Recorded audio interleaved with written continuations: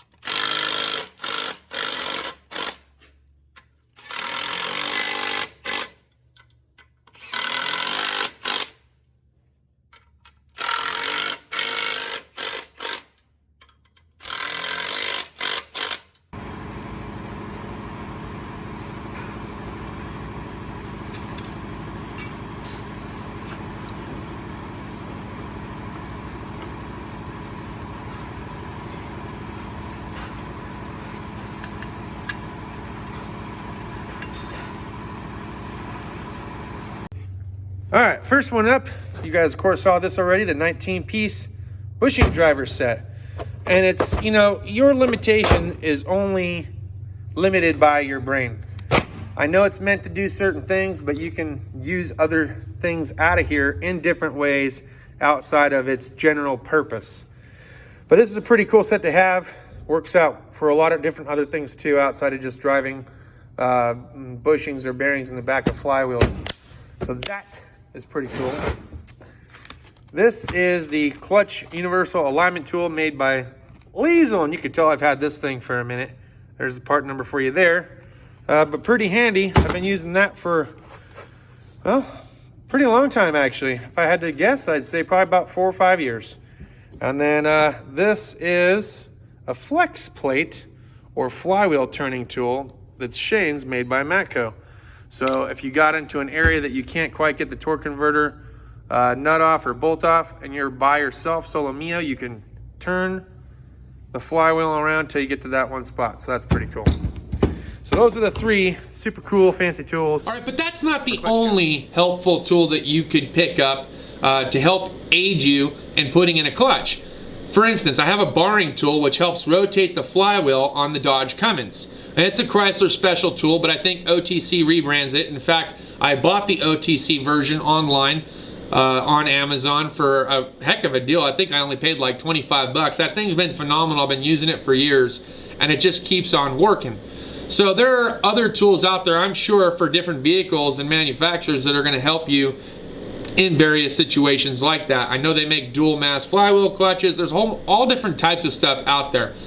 But the other tool that's actually free to you, if you get the entire clutch kit where it comes with the flywheel, the pressure plate, the throwout bearing, grease, they'll also give you a lineup tool, which should be splined to your clutch kit. So if it's the input shaft spline, they'll give you the same exact spline tool to use for your clutch kit. You can line it up with the pilot bearing before you torque down all the bolts going towards your flywheel.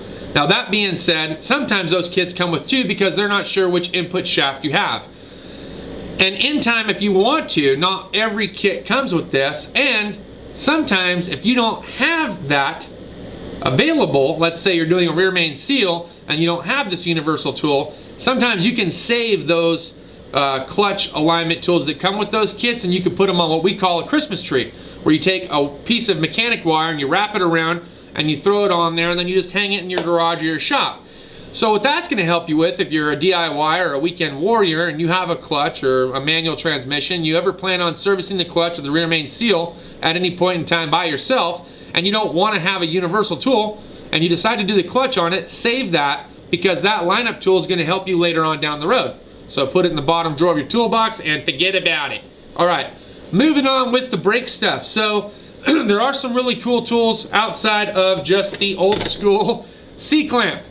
The old school C-clamp, this thing's been utilized by mechanics everywhere for years, ever since they developed the C-clamp, okay? So this just helps to retract that piston if it's not a wind-up piston. So if it's just the one that you compress, mechanics all over have used a C-clamp at one point or another. Now I know they make another tool which is a single piston retractor for those small calipers that you can kind of tuck in, and then you spin the little doodad and it slowly pushes it in. There's also, and I'll put a picture down here, a brake caliper winding caliper piston retractor set that can go either left or right, depending on if it's counterclockwise or clockwise. And it'll come with some other adapters that you can use to press the piston into the caliper itself, even if it's not a wind-up one. So this kit can actually be pretty beneficial. But what's more expedient? I'm going to put a picture down here in the corner. These are two pistol style piston retractors. One is for a dual piston, one's for a single piston, and they come in really narrow, so you can actually get in there and use the pistol basically to squeeze the trigger like a cocking gun until it retracts the piston.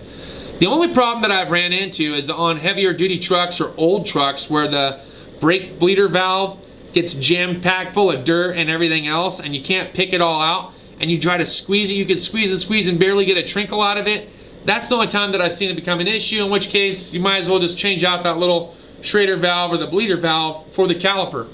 Now, there are other tools that will actually force the fluid out easier, and one of those tools that you're probably familiar with, but again, if I can find the link, I'll put the Amazon affiliate link down below.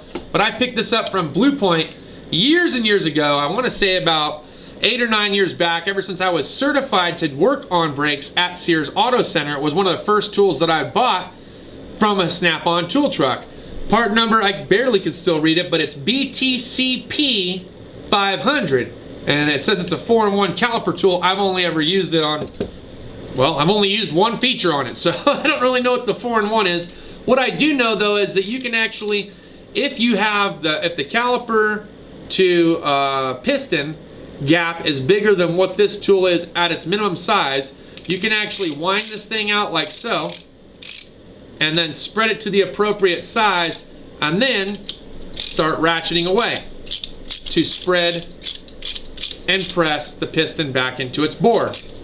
So that has been a very phenomenal tool, which I've utilized, like I said, for years, and have absolutely loved it. I haven't had not one issue with it. Haven't had to warranty it out. Couldn't warranty it out even if I wanted to, but it still keeps on working some 8 to 9 years later. That being said, Shane picked this tool up today, and it is, listen to the part number, BCP225.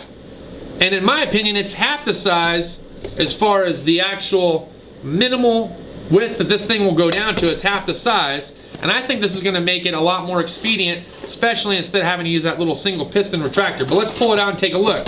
So as you can see, it's virtually the same exact tool made by Matco, but there's a little difference here.